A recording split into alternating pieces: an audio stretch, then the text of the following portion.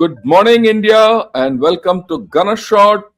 We're going to do this thing on the Iran war and the day 14 update. And we will also look today beyond the first fortnight. Yesterday, the first fortnight of this operation finished.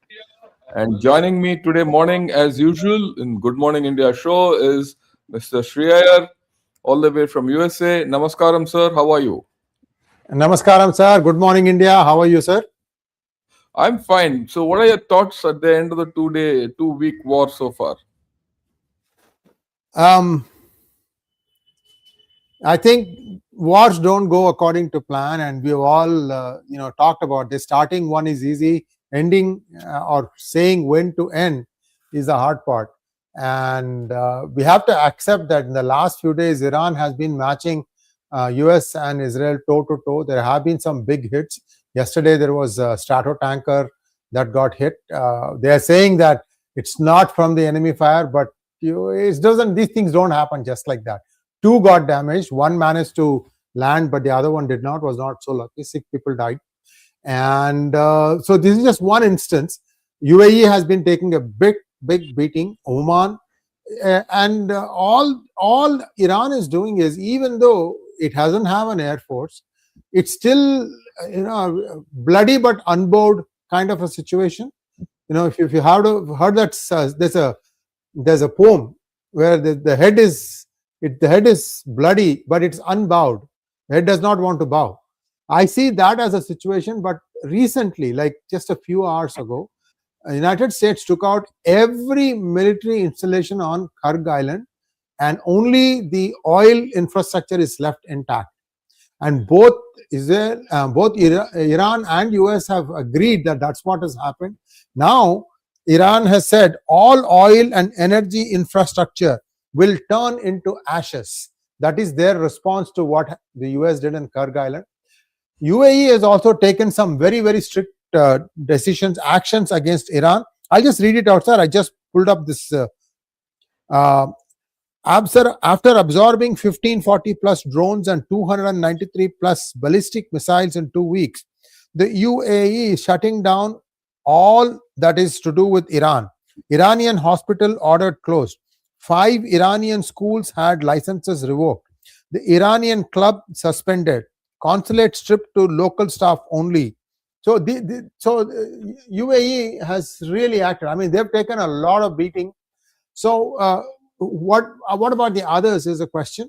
I don't know what is going on in Iran, to be frank, General Shankar, because there's another story that's developing. There's a place called Moshad, which is in the northeastern corner of Iran. It's a big country. And the story is that many IRGC people are fleeing, even the middle rank and others. They think that it's a little too far for the rockets to target from US and Israel. Is this how the denouement is going to come? I'm curious about what you think, sir. Right. Thanks a lot. Opening thoughts. Yeah. All I can make out from Shreyarji's thing is this story is not stopping. It's only expanding. Yeah. Right? It's horizontally expanding. So what we'll do today, it's going to be pretty long like yesterday, because things are becoming hotter. Now the thing is, what we'll do is we'll take a day 14 update.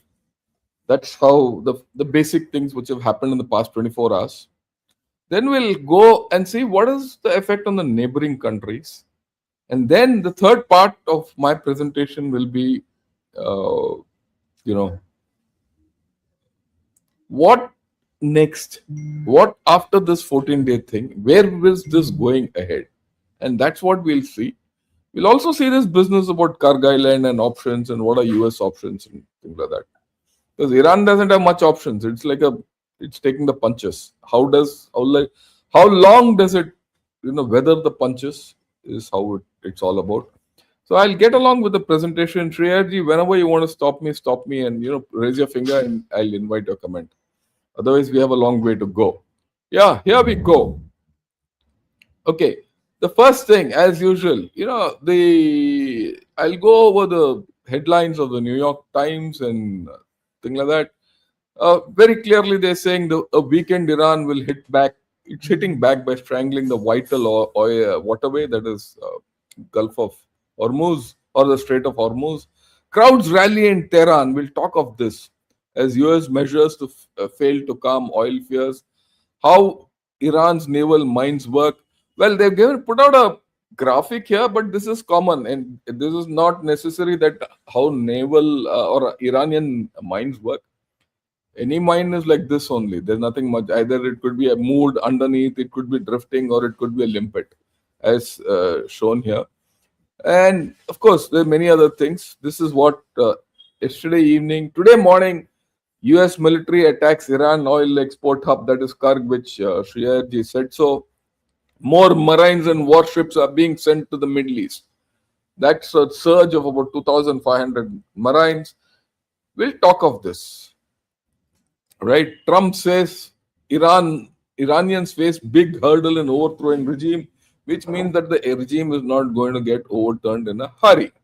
US made launcher fired missiles from Bahrain towards Iran. That's how it is, and many things more.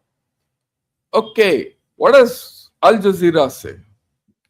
Says same thing. He says forces on Kharg Island bombed, warns on oil facilities next. And then analysts say US threat of no quota for Iran violates international law, but that's another viewpoint, and that's nothing much more than that. Right. And if you see the live tracker which comes, these are the casualties. Over 1,400 people killed in Iran, and the numbers. And interestingly, something is happening in Lebanon, where in the past 14 days, 687 people have been killed. That means a lot of action going on there also. US military has lost so far 11 people. And generally, this is the figures of casualties. This is as of 13th March. That is yesterday, 11:45 GMT. Right? Pretty recent. So, what is happening from the Iraqi side? Major developments.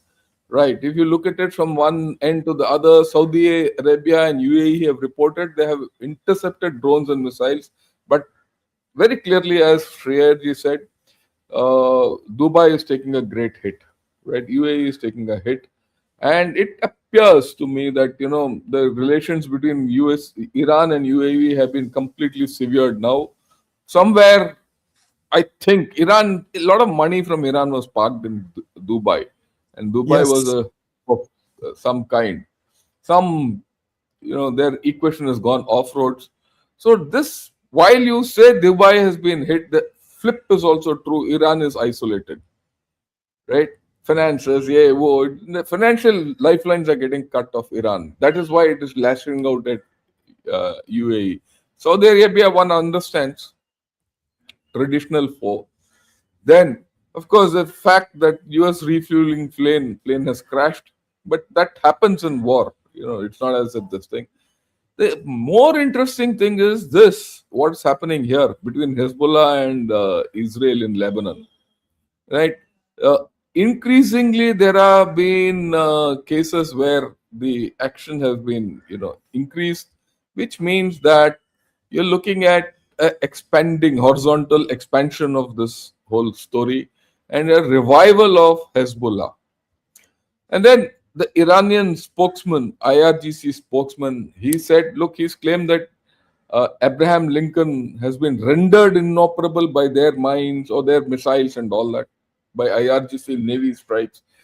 It's a tall order, but US Navy says, no, there's nothing happened. There's some problems and all that and technical malfunctions.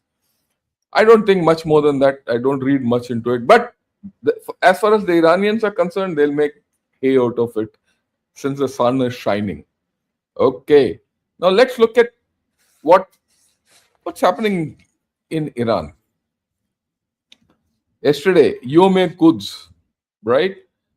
This is the day where they chose to hold protests on the death of Khamenei. Now the point is, look at the picture, look at the crowds. That's the kind of crowds which have joined in for this protest. It doesn't suggest that the people are not behind the regime. One way say, look, this is what is behind the regime. The people who are against the regime are not here. Fine. but the crowds are still huge. So there's a solid support still going for this regime, and Iran remains a divided nation. That's the more important thing as far as I'm concerned, right? And you see their foreign minister are on the streets giving interview, and so is 𝗂𝗃𝗃𝗃. Unfortunately, this picture has gone bad, but if you see here, this is 𝗂𝗃𝗃𝗃. He is walking through this rally and he's speaking and interacting with people, and there's no security given to him, nothing. Though it's raining a bit, no, they're not they're not phased. The people are not phased. I mean, at least the supporters of this regime are not phased. They're absolutely okay. And in fact, I saw a video in which when this crowd was there was a explosion somewhere. The reaction from the people were even more vociferous, right? So this is where Iran is. Okay, I'll get to the US part of it. So much so for the Iranian angle of what happened yesterday. Uh, Having seen this and what you said earlier, Shree, I want your views on this before we go ahead. Thank you, sir. Now, the other interesting thing that's become very clear is there are people who call themselves as the ruling government, Pezeshkian or the foreign minister, and so on and so forth. But the decisions are not being done by them. The decisions are being done by the Supreme Council. And now TV stations are beginning to show the picture of Mujtaba Khomeini, and he is in a coma. He's not responding. I mean, these videos are out there. We'll get to that. Yeah. We'll get to so that. That's coming. So that means somebody behind is taking all the calls. So what that means is that even if these two sit down and come to an agreement, the other side might not listen. So this is one of the challenges that Israel has. They thought that they can wipe out the top 3 ladders or something, but there are 20, 30 ladders below, looks like. I don't. Yeah. Before we demonize Iran or build it up to a thing where I don't think so. We must put across the right thing. They have a structure. There's no doubt about it. They've trained the structure to behave. They have a very clear succession plan. But I don't think it is infinite. Right? No, so let's be right? Yeah. Maybe 4-5 things. We'll see how it goes. So this is what it is. Yeah, what you're saying is right, that it's going to be it's not a pushover. Iran is not a pushover. They've lasted 14 days. At the end of 14 days, they're still up and running. That's the important thing. Let's get ahead. What has Trump said? Trump has, I'm getting it in the transactional way of looking at things. So, sorry, I have not put the thing up. Yeah. What has Trump said? Iran is the largest producer of oil. So, when prices go up, we make a lot of money, but I'm not interested in all this. But make no mistake, USA is laughing all its way to the bank. Oil prices going up is good money for USA. That's a fact. Now, right, I leave that as it is. But more interesting, the interesting developments which are happening in the last 24 hours. Israeli Air Force has used local supporters in Iran because look, Israel has always infiltrated Iran. So what they're doing is they're targeting the Basij outposts within Iran. That's what 𝗁𝗪𝗂𝗃 says. Predicted future came within 24 hours. This is Israeli Air Force footage of drones and jets blowing up Basij points all around Tehran based on tips called in by Iranian citizens. Right? A revolution with air support against a regime with no air defense. Well, I wouldn't say a revolution will happen or not, but look, there's a new story which is happening. And this is going on. Right? This is a clip which I'm not shown, but this is the major thing is there is action on ground from air with the help of local people. So you're looking at a hybrid form of warfare being used by by Israel and within Iran. And the effect of this could be one day felt and the whole thing might collapse. That's the important thing what one has to understand. Tipping point. Yeah, where's the tipping point? Okay. Then there's another important thing which, Dan Kane came out and said, I thought I'll put this. He says there no unmanned surface missiles activity has been observed from Iran. Since yesterday, the whole social media, everyone is abuzz with the fact, oh, they are attacking underground, they are attacking with mines, yeah, whoa, all that. Look, when the chief of joint staff of USA says there's no, unmanned vehicles, there's no underwater vehicles, there's no mines, yeah, whoa, nothing. He has clarified that Iranian attacks on ships in the region have been conducted with surface-to-surface missiles. So the threat, he's defined what the threat Iran is posing. Obviously, they don't have much of a marine force, but you don't discount it. And I'll come to that, this whole story, when we talk of those 2,500, marines in action and all that. Okay. And then there's another interesting clip which came out, and we'll dwell on it. This is the nuclear angle. After all, remember, when we started this whole story, uh, denuclearizing Iran was one of the terminal objectives. Okay. Listen to this. Let me know if you can't hear it. Let me know. What's left No, it's fine. Into what's It's known fine. as Peaks Mountain, a nearly impenetrable bunker buried deep in granite, where evil scientists have been working around the clock, cobbling back together a program that was obliterated during Operation Midnight Hammer. The bunker busters might not be able to do the trick. Reports say special forces might have to be inserted to physically shut it down on the ground. So you're looking at, Fox coming out saying special forces might have to be inserted to shut this place out. And now it's social media is obsessed with the thing. Oh, is there those 460 kgs of uranium there? Right? They've identified where it is. This is the Natanz uranium facility, which today would be dead and gone. There's this place called Pickaxe Mountain. They said there's an entrance to this, you'll have to go, and this. These are all stories not confirmed. We don't know what it is, but something been put out. Some analyst has been put out. So this might be something. And Iran might be having their nuclear uranium, enriched uranium fuel there. But if it is so advertised, it would have moved somewhere else. That's my view. Or it might be there. And they might think, okay, no one can come and insert themselves there. We'll defend it. So this is where I leave. And Hegseth said very soon all Iran's defense companies will be destroyed. And he says the entire ballistic missile production has been eliminated. This is their assessment. So we need to understand. And he says all this has been done. Yesterday he came out with this thing. And every company that builds components for those missiles has been functionally defeated and destroyed. Buildings, complexes, and factory lines across Iran have been destroyed. This is Pete Hegseth's statement. And beyond that, yesterday Dan Kane and Pete Hegseth have come out with a few statements. I think it's interesting to listen to what they have said. I'll play them on. I'll start, as we often do here at the Department of War, with the bottom line up front. For the world to hear and the press to actually admit that the United States is decimating the radical Iranian regime's military in a way the world has never seen before. Never before has a modern, capable military, which Iran used to have, been so quickly destroyed and made combat ineffective, devastated. We said it would not be a fair fight, and it has not been. As I stated during our first press conference on day 2, that was 10 short days ago, the combination of the world's 2 most powerful air forces is unprecedented and unbeatable.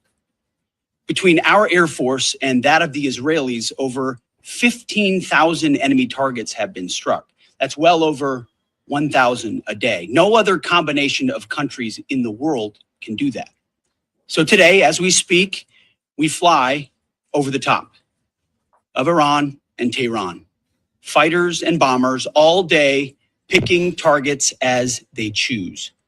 As our intelligence gets better and better and more refined. Looking up, the IRGC and Iranian regime sees only 2 things on the side of aircraft: the stars and stripes and the Star of David. Right. He's made all these claims, fine. But the fact is that won't win them the war. That's very clear.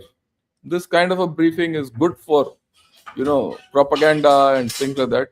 But it whatever edge US and Israel have to get out of air dominance has been achieved. That season is over. Right. Later on, he talks of something else, the leadership. Have a look at this. Iran's leadership is in no better shape. Desperate and hiding, they've gone underground, cowering. That's what rats do. We know the new so-called not-so-supreme leader is wounded and likely disfigured. He put out a statement yesterday, a weak one, actually, but there was no voice and there was no video. It was a written statement. He called for unity. Apparently killing tens of thousands of protesters is his kind of unity. Iran has plenty of cameras and plenty of voice recorders. Why a written statement? I think you know why. So here he confirms that, I wouldn't say confirm, he claims. So far everything is in the realm of claims and counterclaims. He said that Mojtaba is, hit and incapacitated. Same thing to what you're saying about coma and things like that. And the leadership is virtually out of the equation. Right. But then again, the counter is like what you said earlier, Shreyaji. There's a rung of leadership. Even if you go, some other chap will become the supreme leader. So they have worked this out. Right. But this is what Americans say. So your views on this, let me go and then I'll take it to the next thing. I have done one monologue on the internal battles inside the Supreme Council itself. There is a very powerful family called the Larijani family, and one of them is in a fairly senior position. And he was, I think, trying to make a bid for the supreme leader position. And so people think that he's the one calling the shots. And he's also on the next hit list of Israel. 4 people have been identified in that. Israel thinks that by taking out, even as this is like onion, right? Peeling one layer at a time. That's how Israel is looking at this. Why one fear I have, General Shankar, is most of the industries that they claim are military only are rarely that way, sir. These days it's dual use. Nobody is going to make an industry just for military purposes. Come on now, you can't pay salaries on that. The orders will come, once in a while it will come in bursts, but nobody can, at least that's how it works in a democracy. You got to be dual use. You'll be doing other things also with these industries. My fear is if the people of Iran are going to turn away from United States and Israel because their means of livelihood is also being destroyed. Also, there is reliable information that both Witkoff and Kushner came to Jerusalem to tell Israel not to bomb oil storage facilities again. It happened 4 or 5 days ago, and it was raining black during daytime in Tehran, and that can cause a lot of carcinogenic effects. And it is believed that Israel did it on its own without telling US, and US was pretty pissed off. So they have come with the 2 ambassadors have come and told you are not going to do this. That connects with what they have done in Kharg Island, the United States defense, right? So yes, sir, I rest here. Yeah. Point taken. Here is this. What I want to tell, and probably this is a comment. The general was on the spot yesterday when he said that the only way to capture oil fields with boots on ground, marines on the way by now. Yeah, look, I said this yesterday, right? And very clearly I explained. We'll go over it today again, and that's how it is. Okay, now let's listen to Dan Kane. The thing is, we need to listen to this man. Because he's the operational guy and where he is. Yeah. As the Secretary said, today will be our heaviest day of kinetic fires across the operating area. CENTCOM continues to attack ballistic missile and drone capabilities so that they are no longer a threat to U.S. forces, our bases, or our partners.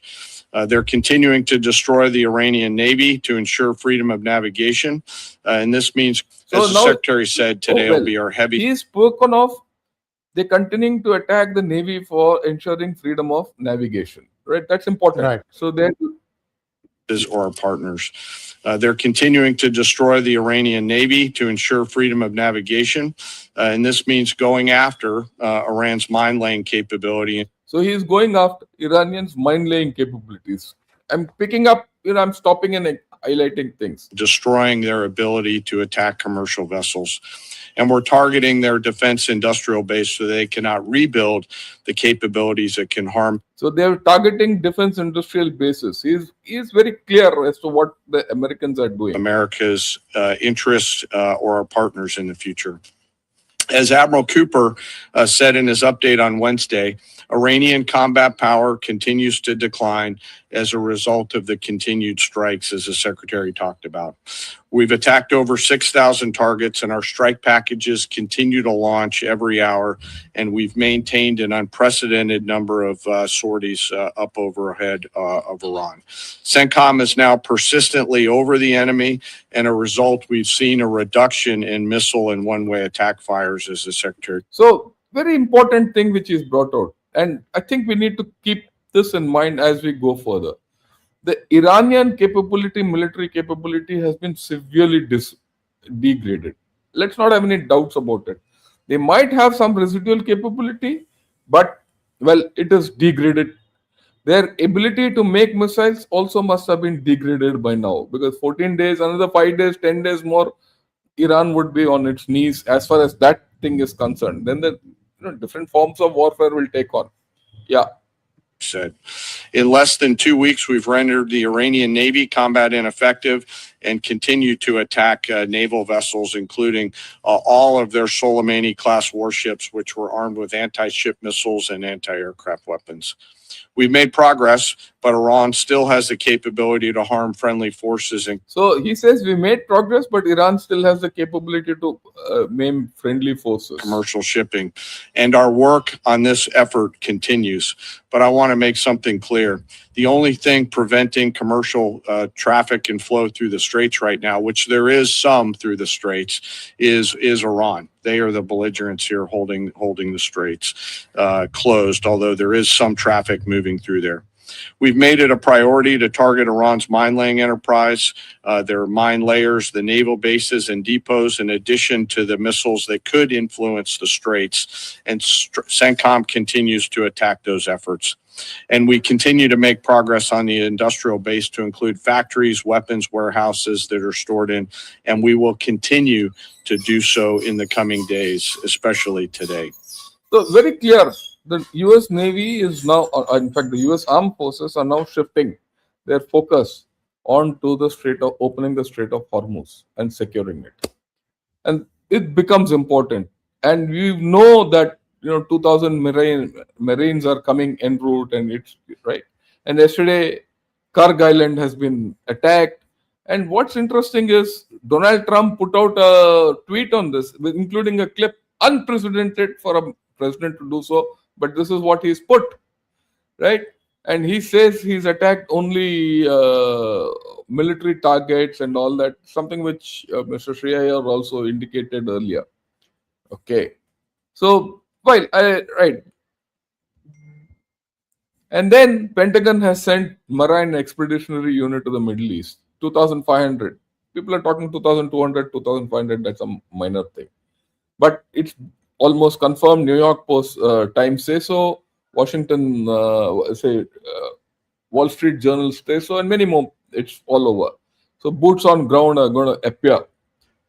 But this is the update from the battle theater, the war theater. That is till yesterday, day 14. 14 days past. What's happened between Iran, Israel, and USA. So your overall view of it, because I'm going to now shift and expand the thing to what else is happening. Over to you, sir. What do you make of the whole story?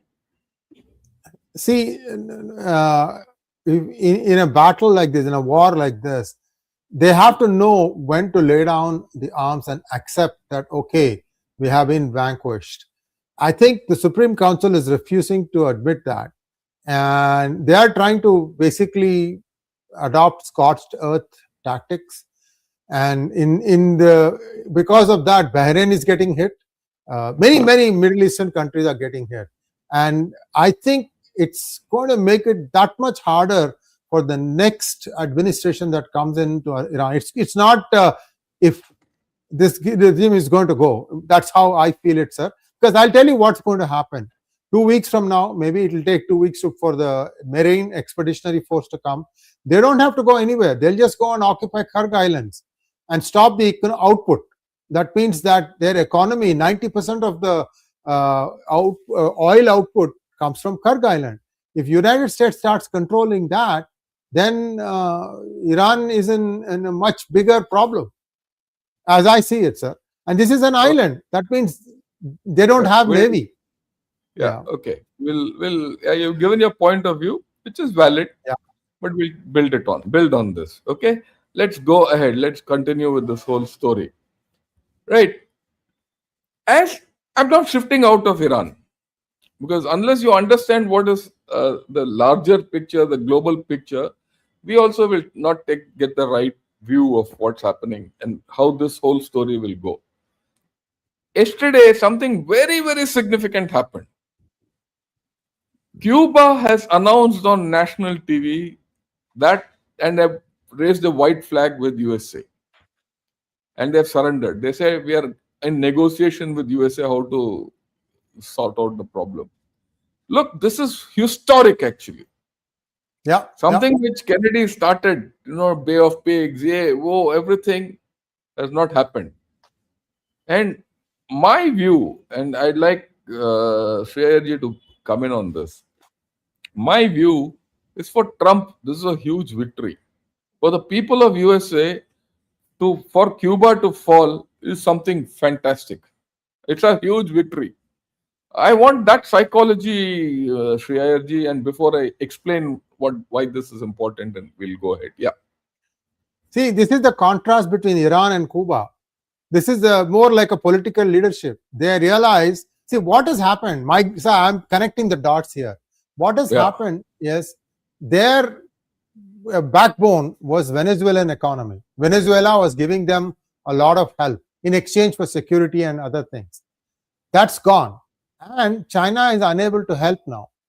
And where are they going to go and seek help? Russia, I don't think it's in play anymore. We know that. Look, what I want you to, the focus.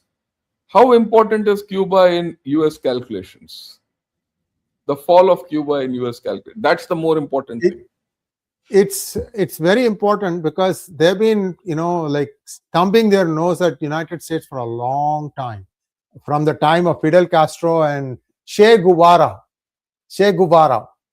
And so now Cuba says that we'll play ball. That tells US that, look, there is a way to win this thing. It gives them absolute control in Latin America, Central America and Latin America. Yeah, you said that. So from a national psyche point of view, how does it affect Trump? Oh, actually, I'll tell you another thing. This is going to be claimed by Marco Rubio as his victory because his parents are of Cuban origin. Yeah, I'm okay with that.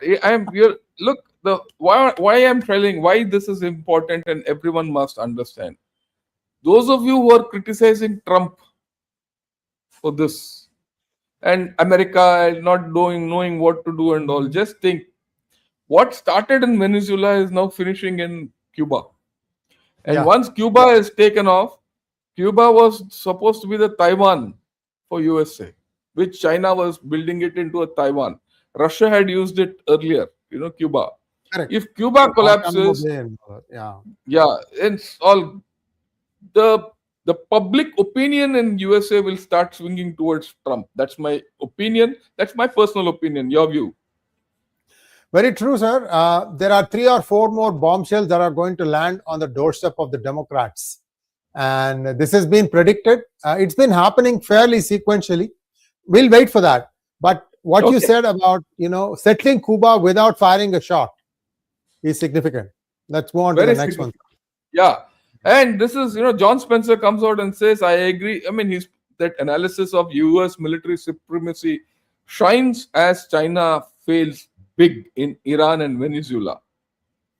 See, the combination of, which I've said last year itself, the combination of Iran, Venezuela, what's happening in Greenland, all these are now coming into place, and they're all directed at China. So we need to understand this whole story. This entire Iran war is playing out in 3 or 4 layers.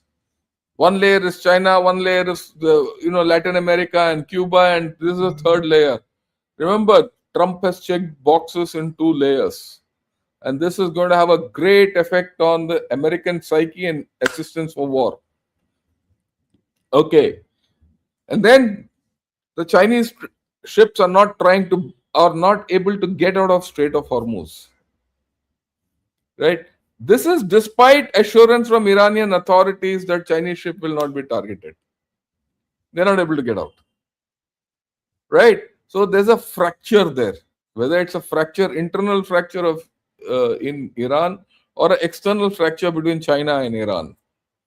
And China is getting had, but very clearly this indicates there's something else about Iran which I will talk of. Iran is a fractured military today at this point of time.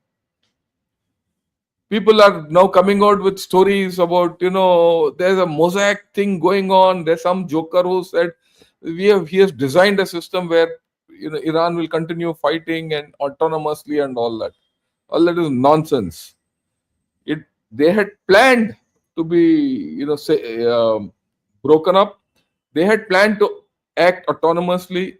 They are acting autonomously, and therein lies the danger. The danger is the military, the IRGC and Iranian polity are now disconnected, and they are working at cross purposes to each other. At one place, Iranian authorities says we'll give you a safe passage. On ground, the guy who's shooting that missile has got no connect with the top, no communication. So if you think that Iran is on the rise, all that nonsense, things are going bad, right? And this China thing is important to understand. That's why I brought this tweet in. Chinese ship trying to break out of Hormuz say they are not running out of food. So for China, things are going bad. And then, of course, yet another thing, Europe is breaking away from USA. Today, France and Italy have their, Macron and that lady Meloni have come out and said, we don't want to be part of this war. And whatever is happening here, you see, we have to understand, shackles on Russia and sanctions on Russian oil have been taken off. Otherwise, this whole story doesn't get stabilized. Yeah? Sir, I was about to touch about Russia and you touched it, so I thought I need to weigh in here. Yeah, please. See, Russia has been running a shadow fleet.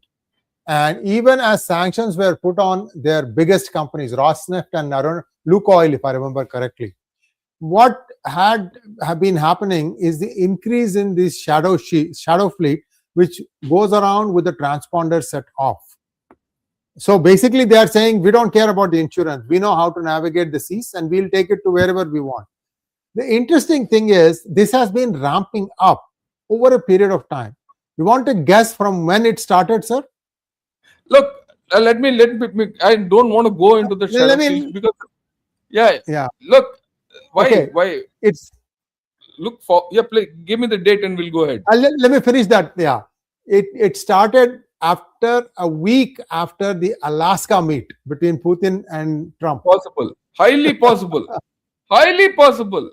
Right? Look, that Alaska meet put a lot of things into place. Actually, you're right, 100%. The fact is, today Russia is off the sanctions. And that affects the Ukraine battlefield. And that is why Europe is breaking away from USA. So, globally, are you going to see a new alignment? Where Russia, and if Russia is off the boil, off the net, or off the hook of sanctions, it will not respond to China. Please remember, already Russia has told India that the discounts are off, we're going to give you a premium. We don't bind because we are refining, we are stabilizing the global oil. That's a different story. At the petrol pump in India, the costs remain the same. Okay. Whereas for China, China, look at China. China doesn't get Iranian oil, no discount there. Russian discount's gone. Venezuelan discount's gone. The hit on China is huge, right? But it alters the dynamics of the Ukraine war. That's the point I want to make. This whole story, like what Shia Iraq has said, could have been manufactured in Alaska. Full marks to bring that point in. Yeah. Anything else you want to say? I'll move ahead. No, sir. It all comes up when you make a point, then it triggers my memory, and then this happened, this happened. So we both are having this huge memory base with a lot of events spark here, there, everywhere, indexed and sorted out. I understand that. Okay. So, folks, please understand this. What analysis you're getting here, you'll not get anywhere else. Whether you go to any other channel. So you have to come to P Gurus or Gunnershot for this kind of analysis. And let us say with a lot of pride, whatever we have predicted has happened. It was yesterday I said the US can't go without troops. They have put troops in. And whatever I have said about how things are going to happen have happened. So this every day in the morning I'm going to analyze it. Please do join in. And join in, get your friends. If you want to cut through the clutter. Okay. Then the next point, you see, the interesting thing is Macron and Meloni say we are off, we're not part of this whole story, and they start dealing with Iran. Okay? They started opening talks with Iran. So does this complicate the pitch? And how far will this go? There's a new angle, there's a new googly thrown in. We'll see where we'll wait and watch. I'm not going to say more than that. And let's turn to India.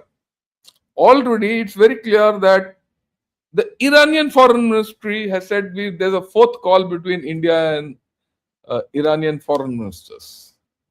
And we talk of BRICS and all, that's not important to me. The fact is that India and Iran have an open line of communication, right?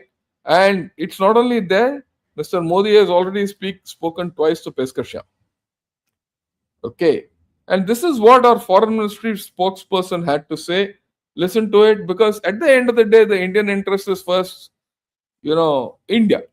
What happens to the LPG available on your doorstep? What happens to the gas price? Everything like that. So let's listen to what the Indian viewpoint and what the concerns are here. We have continued our engagement and conversations with countries in West Asia. जैसा कि आप जानते हैं, कल हमारे प्रधानमंत्री की Iran के राष्ट्रपति माननीय डॉक्टर मसूद पेज़ेश्कियान से बात हुई। प्रधानमंत्री ने अपनी बातचीत के दौरान हमारी जो प्राथमिकता है भारतीय नागरिकों को लेकर, उनकी सुरक्षा को लेकर, उनके हित को लेकर, इसके बारे में उजागर किया। साथ ही साथ उन्होंने जो महत्व है ऊर्जा और सामग्री के पारगमन का, इसके बारे में उन्होंने उल्लेख किया। प्रधानमंत्री ने गहरी चिंता जताई जो वहां पर उस क्षेत्र में जो सुरक्षा की स्थिति बनी हुई है उस पर, और साथ ही साथ जो हम लोग की पोजीशन, जो हमारा पक्ष है भारत का, कि डायलॉग और डिप्लोमेसी यानी कि संवाद और राजनीति का रास्ता लेकर लोग आगे बढ़े, ताकि इस मसले को, जो मसला है वहाँ पर जो कॉन्फ्लिक्ट है, उसको खत्म किया जाए जल्द से जल्द। So what are your views on this development as it is happening? India is the only one which today has probably any line of mode of communication with Iran, and Iran seems to be trusting India. I'd like your view on that. Sree Iraq. General Shankar, India can play the role of a mediator. However, all along I've been saying this, and you and I agree on this. The Supreme Council, if it continues to adopt a scorched earth policy, it's like that "hum to dubenge sanam," that kind of a policy. What's going to be left after that is going to be a lot of rubble. And I feel for the Iranian citizens. They're very smart people, sir. After all, we're all at one point of time Sanatanis ourselves. And there is a connect. Outside of West Germany and India, the only Sanskrit academy that I know of was in Iran, University of Tehran. Of course, now Harvard has started it, but this is more out of politics than anything else, the way I see it. But Iran's thing has been there for many years now, and they publish books in Sanskrit. That's the civilizational connect. But my fear, General Shankar, is with so much decentralization that's apparent, the way it is running itself, Iran, I don't know. I think India might be wise to just say, wait, let's wait and see how things fall. Chips may fall. Unless they ask us for help, we are not going to offer it. That's how I feel they'll do. Over to you, sir. Yeah, I go with you. The only thing, the point I want to make and people need to understand is that, look, India is the only country with which Iran is speaking. That's the thing. What happens between India and Iran is different. But look at it a little thing. Whether you trust them, whether the internal things is shattered, no, yes, no. There is a significant set of politicians in Iran who and their establishment feel India is their only trustworthy partner, and that's important. And it has no one else is speaking to them. Even their Gulf neighbors are not speaking to them. The Muslims are not speaking to them. Pakistan has gone against them. Who's speaking to them? Only India. Okay. And here, I want to make a point here. Look at this chap. He says, Uncle log kuch bhi mat pelo views ke liye. We are not interested in views. We are too old for views. We don't look good also. We've gone past that young, handsome time. Look, and to such people, this is it. General Shankar sir, at US attacking Kharg Island is exactly what General Shankar predicted. And he says, I filled gas petrol today in the city where I live in. It's gone up from $2.45 per gallon to 3.15. That's quite a bit. That's about 20% increase. I think Satish is from US. That's a 20% increase. Yesterday, I filled my gas. I was coming back from my walk in petrol in 𝗬𝗏𝗂𝗃𝗃, and I filled my car, topped up, which is my habit. And what is the price? 100 rupees 80 paisa. And 100 rupees 80 paisa is what I paid 10 days back also. Or I paid 100 rupees 70 paisa. In Chennai, for the past 1 year, I've been saying the price band is about 10 paisa up and down. What's 10 paisa? Right? So look at the difference which is going on in India. And that's what I wanted to tell everyone. And the next clip I'm going to show is not for anything else. This is for the Indian public to understand where India stands and how strong India is and how we should not, fall to rumors and all that. So I'll just play it, and after that we'll move forward. 2 weeks into the war, and India is currently finding itself fighting a parallel battle of its own. A battle with vultures and 𝗱𝗏 who are trying to make a quick buck or to reap political capital from. So remember, there's a lot of stories which are going on in India to make a political, quick buck, as Padmaja Joshi says, right? So don't fall for it. India is in a safe position, and I don't see India getting off this safe position. In fact, India is in a central pole position. Crisis. With the Strait of Hormuz remaining shut, the government yet again today, the Indian government today, yet again assured that we are not facing any shortage. Our country is not facing any shortage when it comes to cooking gas. And before you jump down my throat and say, then what explains restaurants raising the red flag? Let me explain the exact facts that have been given by the center as of date. Where do things stand right now as of today when it comes to the situation of fuel? Because it's important to make that demarcation. First, let's talk about the most important thing, LPG or cooking gas supply. As far as that is concerned, there are over 1 lakh retail outlets in our country and over 25,000 LPG distributorships. None of them, according to the government, have reported being out of stock. 50 lakh domestic LPG cylinders are being delivered on a daily basis. Number of dryouts reported is nil, which basically means that none of these dealerships have said, we don't have cylinders to give. But yes, while the supply for domestic PNG and CNG for vehicles will remain at 100%, there will be people who will face a little bit of a cutback. Who are they? Tea industries, manufacturing units, and other industrial consumers who are connected to the gas grid will receive only 80% of their 6-month average supply, because now fuel is being rationed out. Where in the middle of a war, things are uncertain, rationing has been done on a need basis. Fertilizer plants will also get a scaled back amount of fuel at about 70%, and refineries and petrochemical units will face a reduction of about 35%, which means they will get 65% of their earlier supply. When it comes to commercial cylinders, commercial gas supply, that has been left to the discretion of the states. So far, whichever states were saying that, restaurants are facing a problem, there are other things which should also be given primacy, they have the choice now. If the Congress is in government somewhere, they can decide what to do with the commercial gas supply. So things are on an even keel compared to many other countries. Your comment on this, Sree, and then we'll move ahead.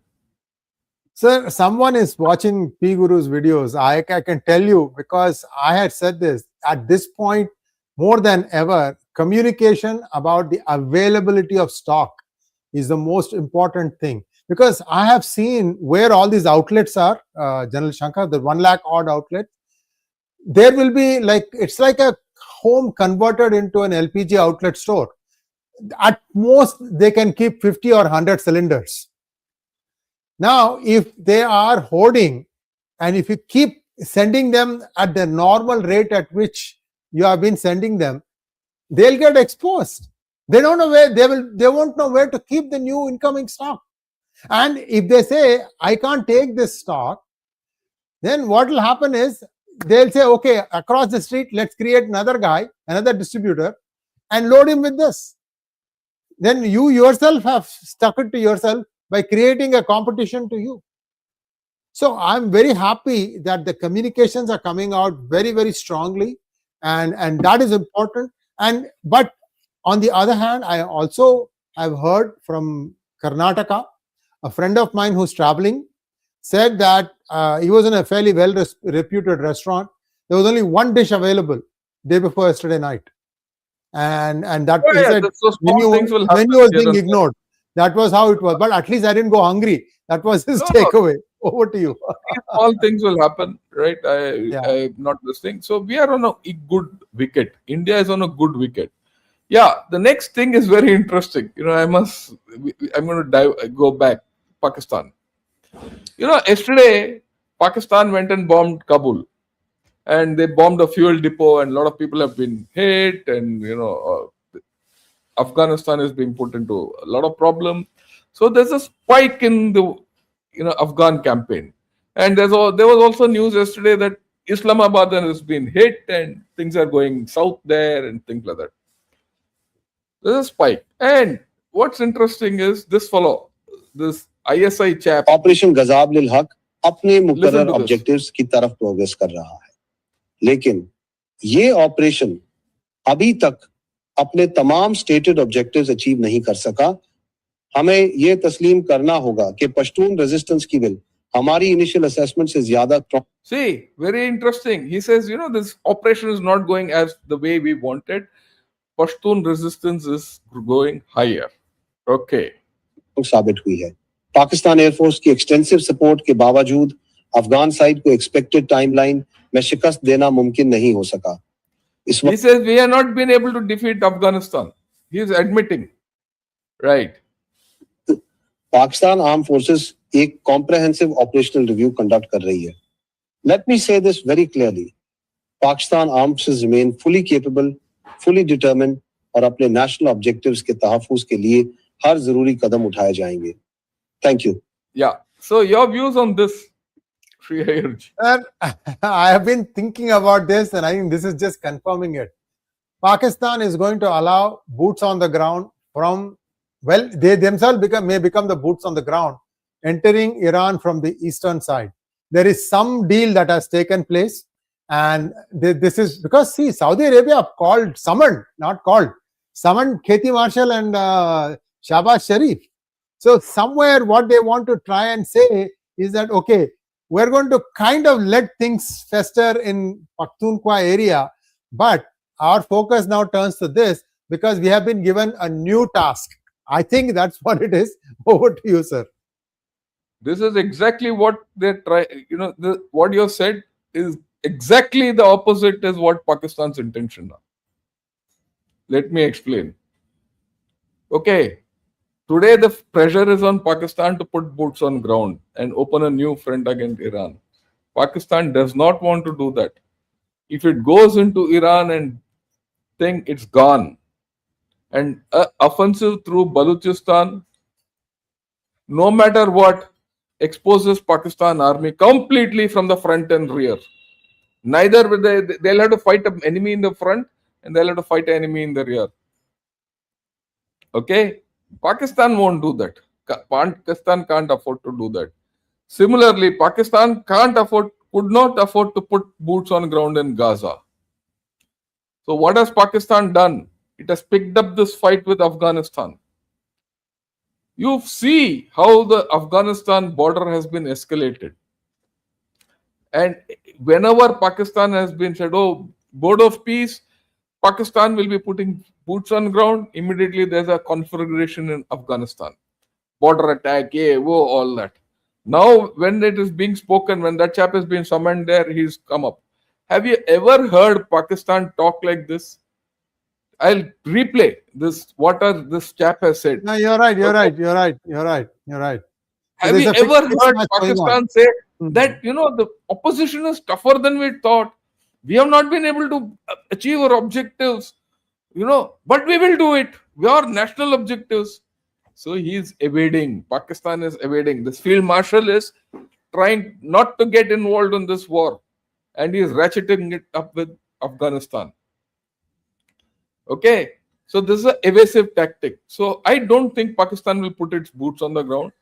But from an Indian perspective, I welcome all this. Because whatever happens in Iran war, I'll, distance myself from that for a minute and talk of India-Pakistan scenario. Whatever Pakistan, go back in time, Pakistan lost Sindoor, a lot of its ammunition, whether it lost or not also is immaterial to me. But Pakistan fired a lot of their ammunition and lost a lot of their equipment during Sindoor. Nothing has been recovered. Their economy we know is short. They are living on, hand-to-mouth, beggar, bowl basis. This war with Afghanistan is costing them money because they're firing, right? Now, after all this, their overall military capability is going down. If they don't get involved in Iran, Saudi Arabia will catch them. USA will catch them, right? And they're going to be even more, screwed or put in a corner. Their economy is not going to revive. And look at it, even the Chinese have not spoken a word in support of Pakistan. On the other hand, there is news which I spoke yesterday that the Chinese are planning to quit Afghanistan. If the Chinese are going to quit Afghanistan, then it is only Pakistan which is going into Afghanistan for whatever reasons. So Pakistan is saddled with Afghanistan for a long time to come. Right?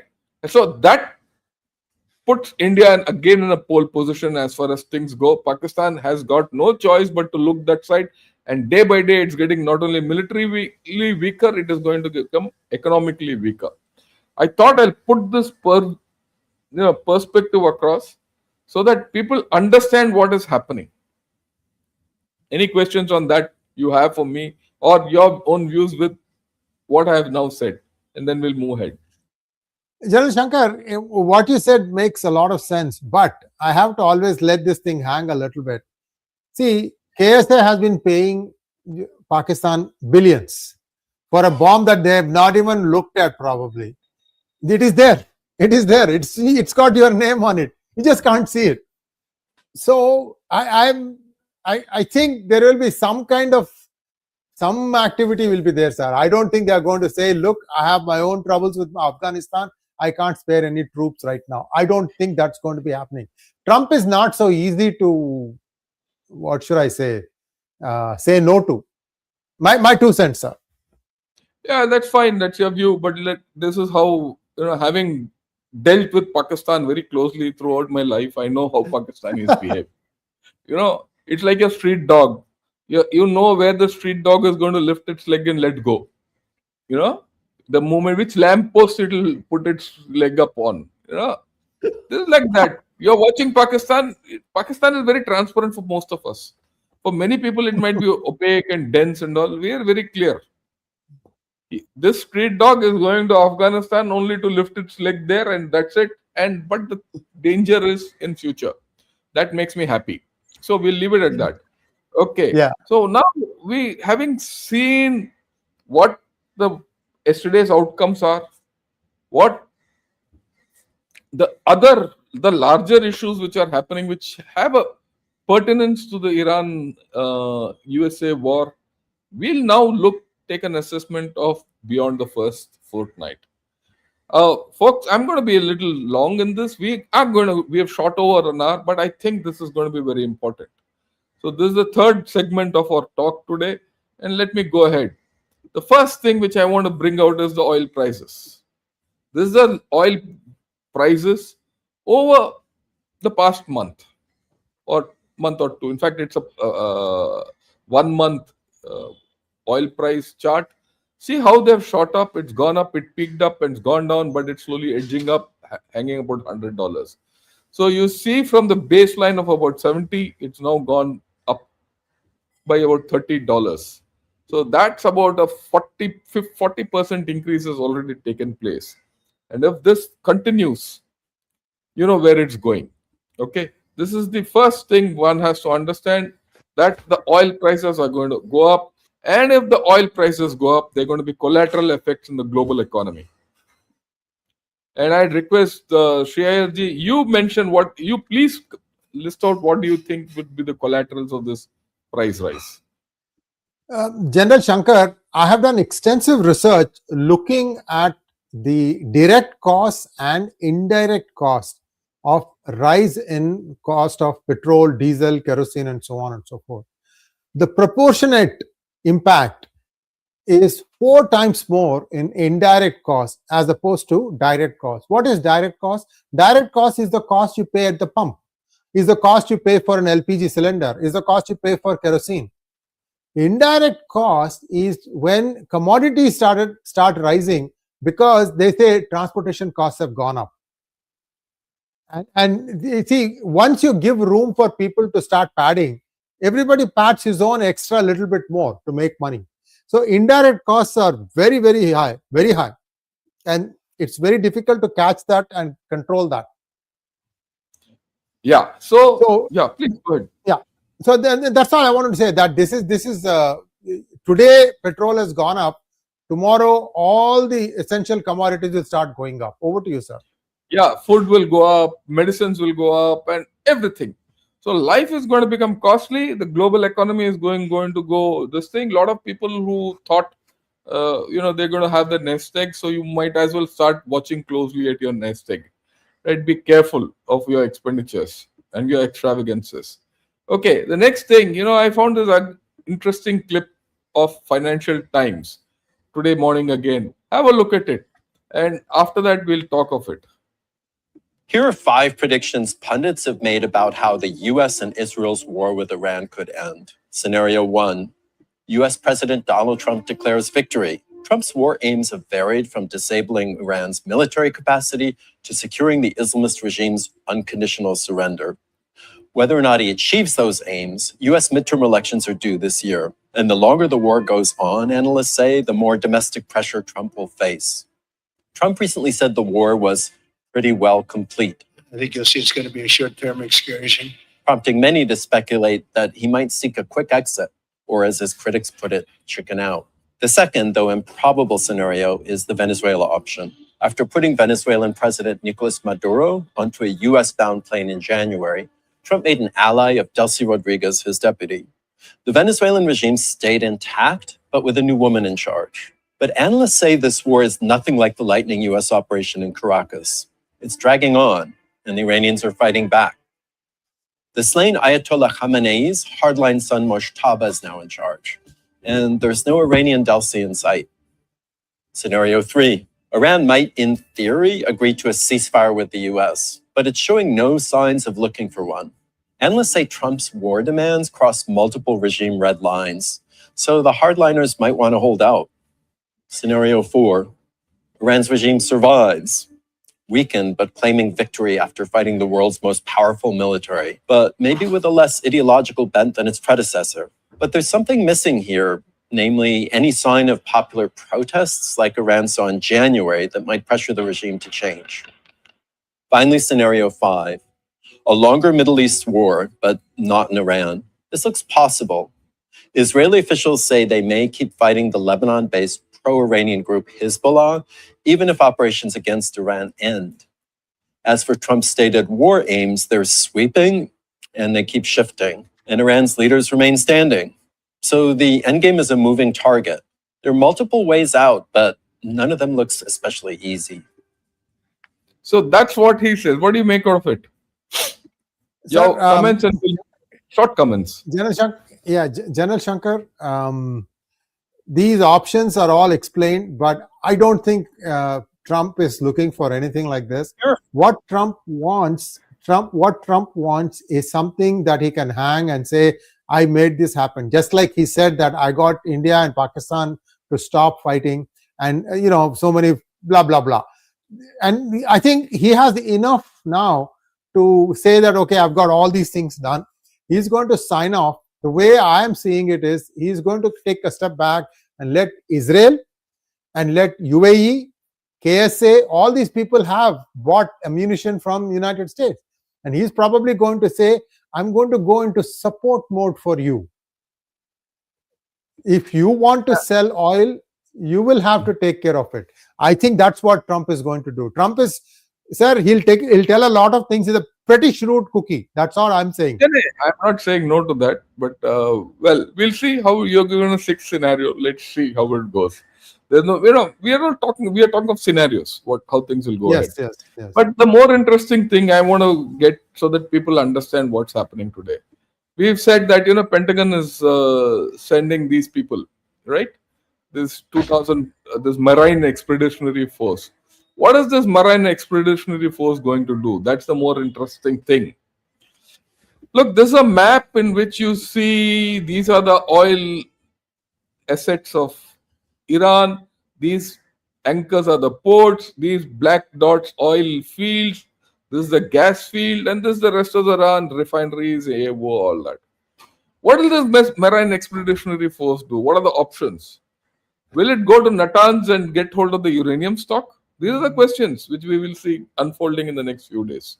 Look, this whole story is about looking into the future. Okay? Will it hit the Kharg oil terminal as what Shreyas was suggesting? Will it be the Strait of Hormuz? Which are the targets? Is there going to be a Pakistani diversion? And I've already outlined the Pakistani evasion through the Afghan war connect. How will that play out? And how, for all this to happen, the level of surveillance over Iran has to go up. Right? These are the options which are going to be played out over the next, say, 1 week, 10 days. And I thought I'll put all this up front because we have to look beyond.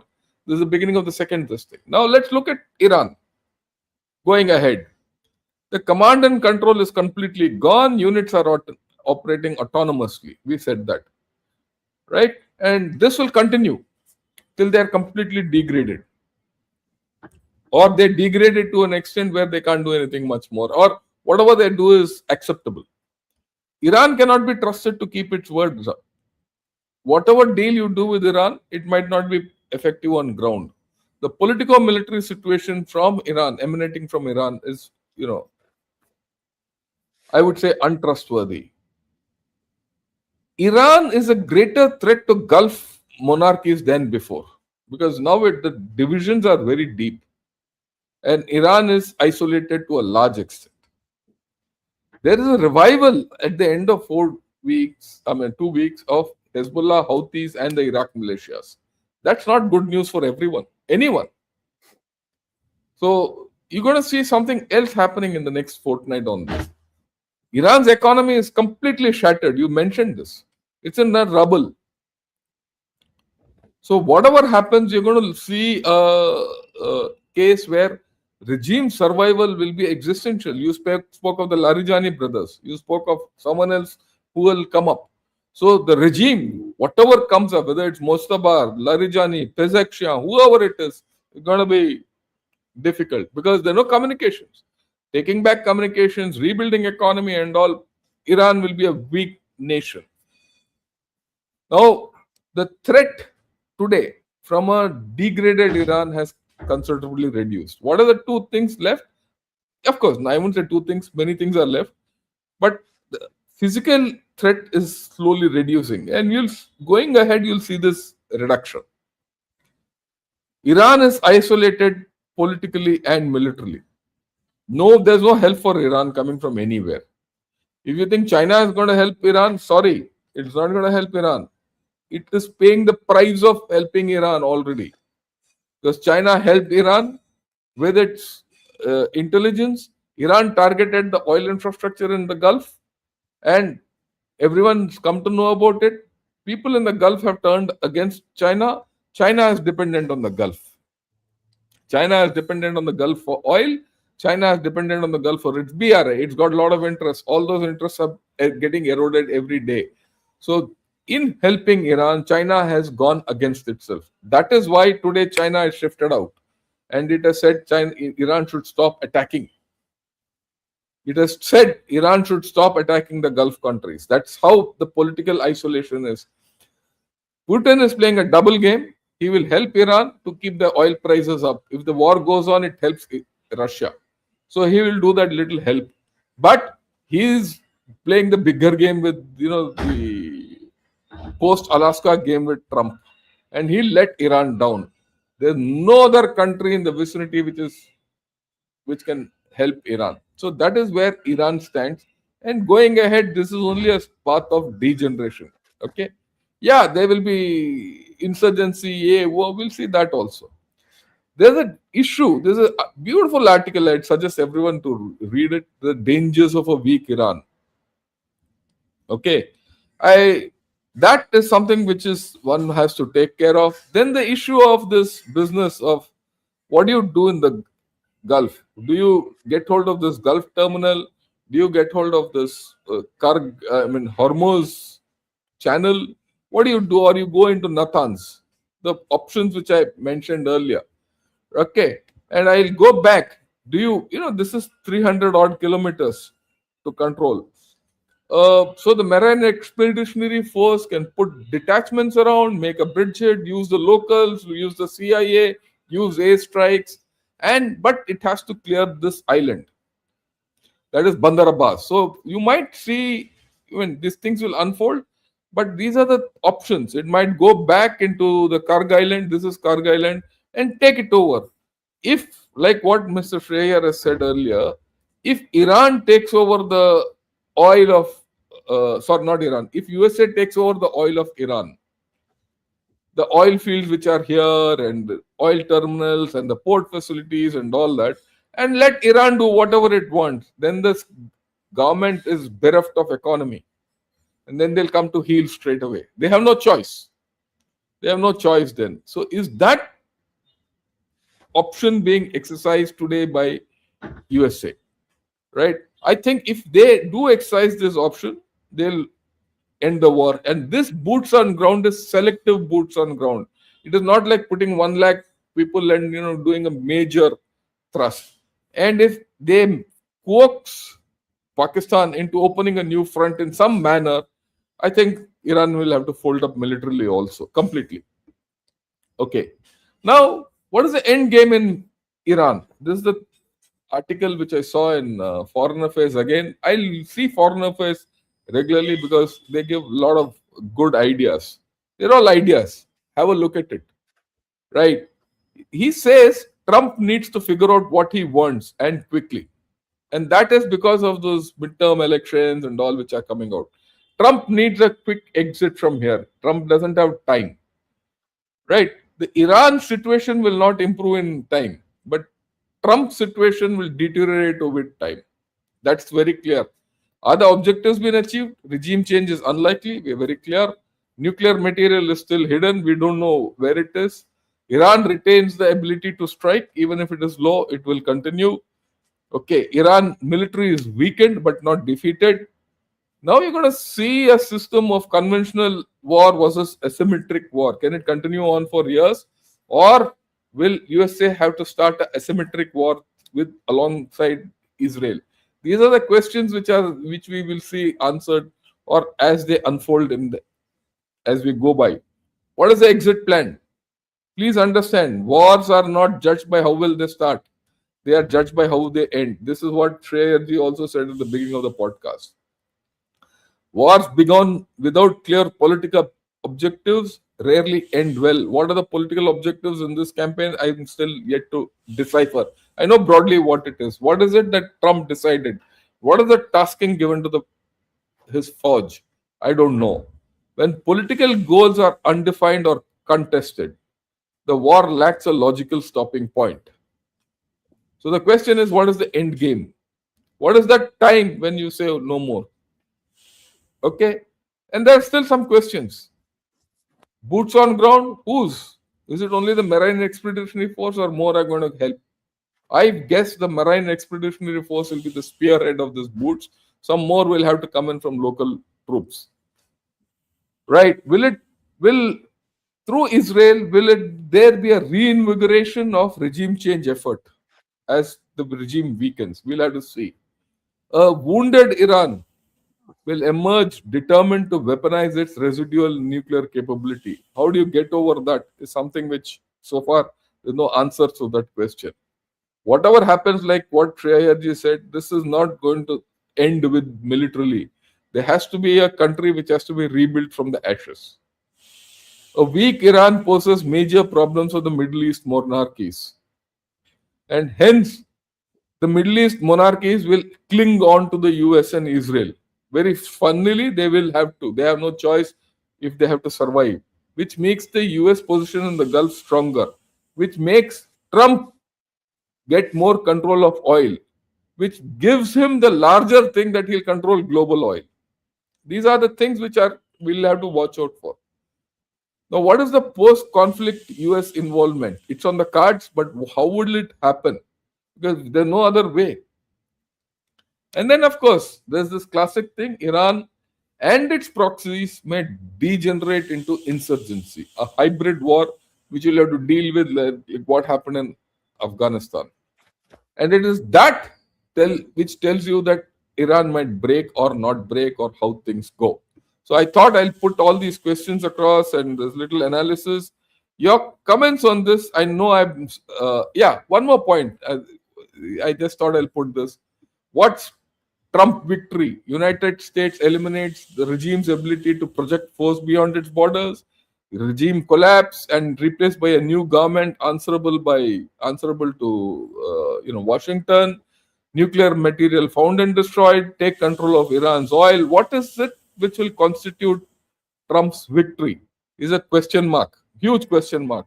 So going beyond in this, coming ahead of this fortnight, the issues which we will be seeing are how does this Marine Expeditionary Force do? And these major questions which are completely unanswered at this point of time. Your views on this, and then after that, maybe we'll take a few questions and we'll close it. Sure. General Shankar, I'd request you to go back to the map and get near the Kharg Island terminal, sir, the PowerPoint. Yeah, I'll just get to that.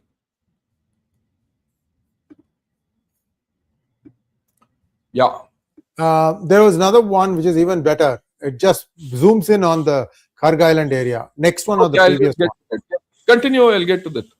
Yeah. So basically what I wanted to say was that, let's say, this is my surmise, okay? Sir, there is an area called Kubustan or Kumbustan. Yeah. And Kumbustan is the area where much of the oil is inside Iran. Now, what these people have done is they have given a press release. We don't know if that reflects the entire population of Kubustan or not, but they have said that we are going to recognize the son of Shah, Reza Pahlavi.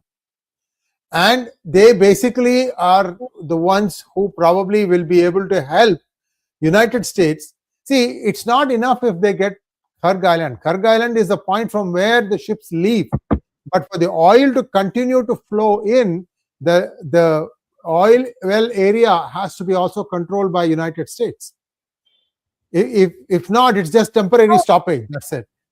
So my guess is that once the Kharg Island is secure, they'll start moving into this Kunduzstan area and try to. Let me explain. Let me explain. Yeah. You'll find it difficult. You see, this is what I was saying yesterday also. You look at this map closely. These are the three major oil fields, Abadan and Yeah. These, where the anchors are the places, their naval facilities and export oil terminals. And of course, Kharg Island is there and the Strait of Hormuz. Now, with about 2,500 marines, now let me go military. With about 2,500 marines, plus some more local troops and, and CIA and Israel. Remember, Israel is not out of the game. The Israeli people and all that. All they have to do is capture this belt. Yeah. Let the rest of the Iran do what it wants. Correct. Right? Which means that Trump has the complete oil assets of Iran with him. Okay? And he'll laugh all the way to the bank and he'll let the regime do what it wants. Correct. Okay? Ignore it. If this is done and then the Gulf of Hormuz opens, and in time, this is replaced by another set of people, who are this thing, and US military presence strengthens that occupation, right?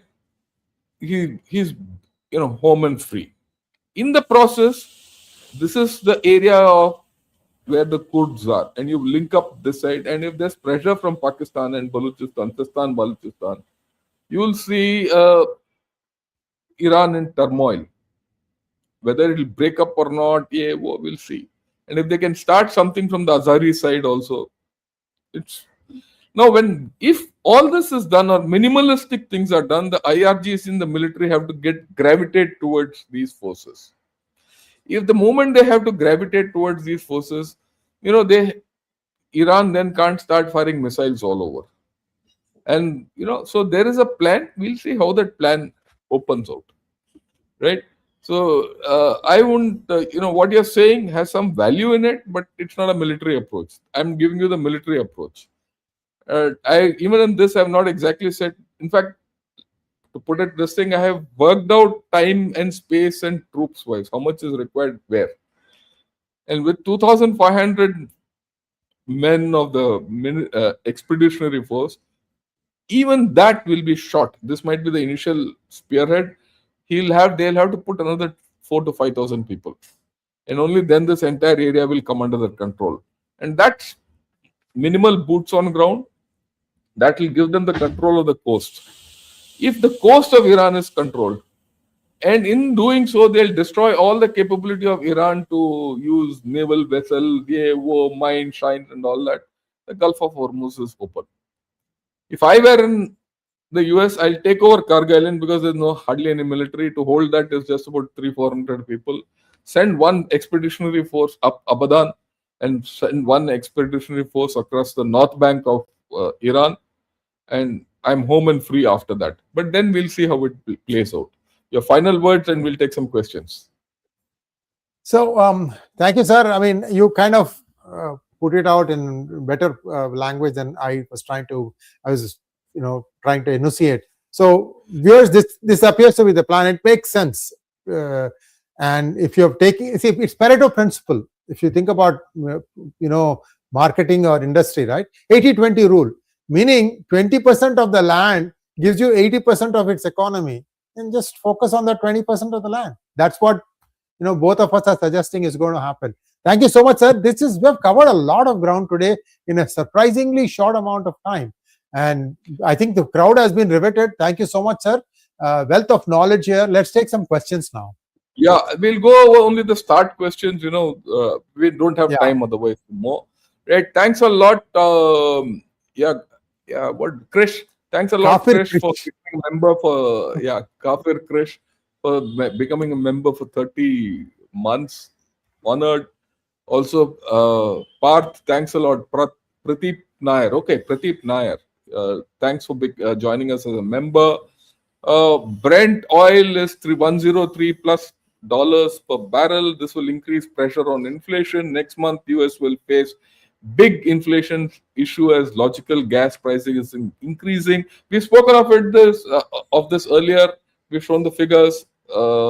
That's why I yielded ground to Shia Iraq on this. Maybe a comment more on this, and then we'll move to the next question. The Gulf oil coming into United States is 10 to 13%, 10 to 13%. It's not going to really move the needle. Nowadays, the price you say, Brent price of this is that's all futures price, and people have their own deals going here, there, everywhere. So I don't think it's going to be that bad. My 2 cents, sir. Okay, right. Then of course Chandrasekhara, who is from Patna. Okay, thanks for joining in as a YouTube member. And then Samba Krishna, Samban, whatever. Sam Bankman-Friedson. He's just imaginary name. Thanks a lot for your super sticker. Big Texan also, thanks a lot for your super sticker. Sahil Sharma, our Ralph Peter blood border map in action. If Iran regime sustains, will they attack Saudi Eastern Shia coast along with Shia Iraq? Well, we'll see how this goes. I'll not speculate what will be the military action, but I'll take you somewhere else. The problem in Pakistan is once the Iran war goes, the next target is Pakistan. It's not this side, the whole story will go that side. Okay. Would IRGC still rely on the death hand move and next target oil wells and in GCCs because a cornered rat will fight not to win but to cause harm? I agree with you. Everything is feasible on this, right? And the last, someone from California or Canada. Should I worry about oil, food shortage, oblique inflation? Yeah, Shreya ji, I think you're the best to say so. For the last 1 year, viewers, everywhere I have been invited to speak. I have been saying this to my audiences that you need to start having your own vegetable garden. Even if it is for 3 months, 6 months, 9 months, a year, please have your own vegetable garden going. Because when there is acute warfare, food could get contaminated very easily. And you want to make sure that what you are eating is what you have made. And there is less chance of, rice being bad or wheat being bad. Less chance. I won't say rule it out, but fresh vegetables, these are things you're buying every day. So at least to that extent, fortify yourself. It's not difficult to put your own vegetable patch garden. I have been doing that. And this year I'm going to go gung-ho. And in fact, we can even get to a situation where if things get really bad, people may have to have their own barter system. I have 3 mangoes for 5 oranges of yours, things of that nature. It might come to that. Just saying that this may be a little bit extreme case, but get ready to have your own vegetable patch. If you can, please put up your own vegetable patch. Thank you. Thank you. Thanks a lot. Thanks a lot for everyone who's joined in, whether it's from P Gurus or from Ganashot. Just continue. I suppose Shreya ji will be off for a few days, but whatever we are discussing on Ganashot will be available to you on P Gurus also. So just join in. You join into any channel, it doesn't matter. Thanks a lot, Shreya ji, for joining in. Your final word, and we'll close the show. And you can close the show. So while I am gone, but I'm not really gone. I'm in a different state, but I will be able to do programs. I may not be able to do a lot of light programs. I just want to know the bandwidth there is not the greatest. That's why I'm kind of trying to hedge my bets a little bit. Like General said, whatever programs General Shankar is part of, they're great.